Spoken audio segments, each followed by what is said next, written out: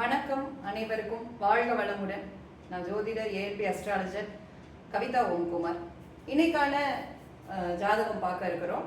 அதாவது இவர் ஒரு பெண் ஜாதகர். இவங்களோட கேள்வி என்னன்னா, இவங்களுக்கு கொஞ்சம் ஹெல்த் இஷ்யூஸ் இப்போ கொஞ்சம் அதிகமாக வருது, ரொம்ப அதுக்கான தீர்வு ஏதாவது இருக்குமா, ஜாதகத்தை கொஞ்சம் பார்த்து சொல்லுங்க அப்படின்னு ரொம்ப வருத்தத்தோட இந்த ஜாதகத்தை என்கிட்ட கொடுத்தாங்க. ஸோ எதனால அந்த ஹெல்த் இஷ்யூஸ் இப்போ இருக்கு, எப்போ இது சரியாகும், என்ன பண்ணணும் அப்படிங்கிறத பத்தி தான் இன்னைக்கு ஜாதக ஆய்வில் பார்க்க இருக்கணும். இப்போ முதல்ல இந்த பெண் ஜாதகர் நம்ம பிறப்பு லக்னம் பார்க்குறோம், கும்ப லக்னம். லக்னாதிபதி லக்னத்திற்கு 9ஆம் வீட்டில் இருக்கிறாங்க. சரிங்களா? இப்போ அதே போல இப்போ எப்பவுமே ஹெல்த் இஷ்யூ நோய் அப்படின்னா நம்ம 6ஆம் வீடை தான் பார்ப்போம். இப்போ இந்த லக்னத்திற்கு 6ஆம் வீடு அப்படின்னு பார்க்குறப்போ அது கடகம். கடகத்திற்கான அதிபதி சந்திரன். சந்திரன் எங்க இருக்கிறாருன்னு பார்த்தா இங்க 4ஆம் வீட்டில் வலுப்பெற்று இருக்கிறாங்க சந்திரன். அந்த நிலையில, அதாவது நல்ல நிலையில சந்திரன் இருக்கிறாரு. நவாம்சத்துல வர்க்கோத்தமம் வேற இருக்காங்க. 6ஆம் வீட்டுடைய அதிபதி வலுத்துட்டாங்க, ராகுவோட சேர்க்கை வேற. அதனால இவங்களுக்கு இந்த கொஞ்சம் உடல்நல சம்மந்தப்பட்ட விஷயங்கள் இவங்களுக்கு கொஞ்சம் ஃபேவரபிளா இல்லை. எதிரியும் வலிமையான எதிரி தான் வருவாங்க. அதே போல கடன் நோய் இதெல்லாம் இது சம்மந்தப்பட்ட விஷயங்களும் கொஞ்சம் அதிகமாக தான் இருக்கும் இவங்களுக்கு. இப்போ இவங்களுக்கு நடக்கக்கூடிய தசா புக்தின்னு பாக்குறப்ப குரு தசா சந்திர புக்தியே போகுது. இப்ப குருன்னு பாக்குறப்போ இந்த லக்னத்திற்கு 2-11 அதிபதி குரு 10ஆம் வீட்டுல உட்காந்து தசை நடத்துறாரு. இந்த குரு தசா அதே போல சந்திர புக்தி போயிட்டு இருக்கு. சந்திரன் 6ஆம் அதிபதியா. இப்ப கரெக்டா இப்பதான் அவங்களுக்கு ரொம்ப சிவியரா ஹெல்த் இஷ்யூ ஸ்டார்ட் ஆயிருக்கு. இப்பதான் சந்திர புக்தி ஸ்டார்ட் ஆயிருக்கு உங்களுக்கு. ஸோ அப்போ அவங்க 4ஆம் வீட்டில் உட்காந்து சந்திரன் புக்தி நடத்துறாரு. ஸோ இந்த சந்திர புக்தி இவங்களுக்கு எப்போ முடியுது அப்படின்னு சொல்லி பார்க்குறப்போ 2027 செப்டம்பர்ல முடியுது. ஸோ இந்த சந்திர புக்தி முழுவதுமே இவங்க உடல்நலம் சம்மந்தப்பட்ட விஷயங்கள்ல கவனமாக இருக்கணும் அப்படிங்கிறது இவங்களுக்கு சொல்லப்பட்டது. அடுத்தபடியாக செவ்வாய் புக்தி இவங்களுக்கு. செவ்வாய் புக்தி பார்த்தோம்னா 2027லேருந்து 2028 ஆகஸ்ட் வரைக்கும் செவ்வாய் புக்தி. இந்த செவ்வாய் புக்தியும் செவ்வாய் 6ஆம் வீட்டில் உட்காந்து இந்த புக்தியை நடத்துறாரு. செவ்வாய் புக்தியிலும் கொஞ்சம் ஹெல்த் சம்மந்தப்பட்ட விஷயங்கள் இவங்க கவனமாக தான் இருக்கணும். ஸோ ஓவராலாக பார்க்குறப்ப இப்போலேருந்து 2028 வரைக்குமே இவங்க கொஞ்சம் கவனமாகவே இருக்கணும் அப்படிங்கிற மாதிரி சொல்லப்பட்டது.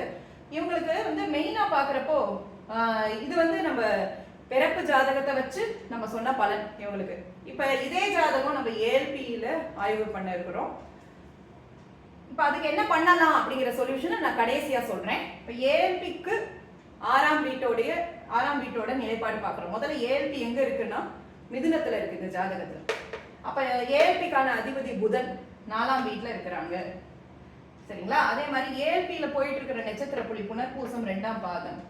குரு எங்க இருக்கிறாருன்னு பார்த்தா பாருங்க, ஏஎல்பி எவ்வளவு அழகா அத விஷயத்தை காட்டுறது. இப்ப பார்த்தா ஏஎல்பிக்கு 6ஆம் வீட்டுல குரு உட்கார்ந்துக்கிறாரு. 1 2 3 4 5 6 6ஆம் வீட்டுல குரு உட்கார்ந்துக்கிறாரு. ஸோ இந்த இப்போ உங்களுக்கு அந்த உடல்நலம் சம்மந்தப்பட்ட இஷ்யூ வரும் அப்படிங்கிறது ஏஎல்பி அழகா காமிச்சிருச்சு. ஸோ லக்னமே 6ஆம் பாவக தொடர்புல வருது. ஸோ அவங்க கேட்ட கேள்வி அதுதான், ஹெல்த் ரொம்ப எஃபெக்ட் ஆயிருக்குன்னு சொல்லிட்டு.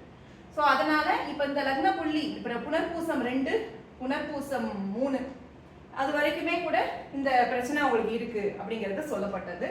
ஸோ அதுவும் பார்த்தா ஏறக்குறைய அந்த 2028 காலகட்டம் வரைக்குமே இவங்களுக்கு இந்த ஹெல்த் இஷ்யூ இருக்கும். இதை சமாளிக்கிறதுக்கு நீங்க கொஞ்சம் ப்ராப்பரா இப்போ இந்த இடத்துல ஏஎல்பியோட நட்சத்திர புள்ளி நம்ம அதாவது இந்த குருவாகி இங்க இருக்கிறாங்க. குரு 6ஆம் வீட்டில் இருக்கிறாங்க.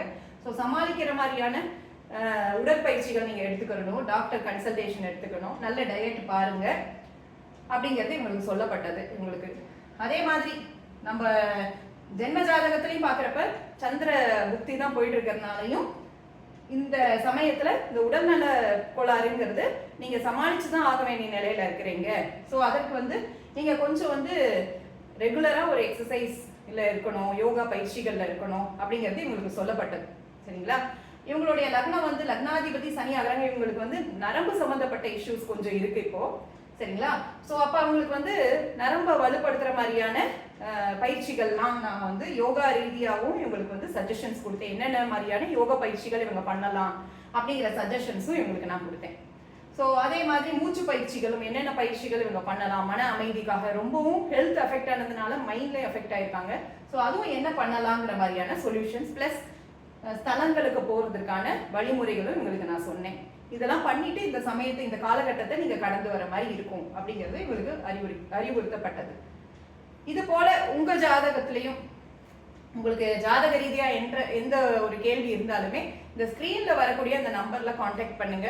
நல்ல முறையில உங்க ஜாதகங்களும் பார்த்து பலன் சொல்லப்படும். மிக்க நன்றி அனைவருக்கும். வாழ்க வளமுடன். அனைத்து குருமார்களுக்கும் நன்றி. வாழ்க வளமுடன்.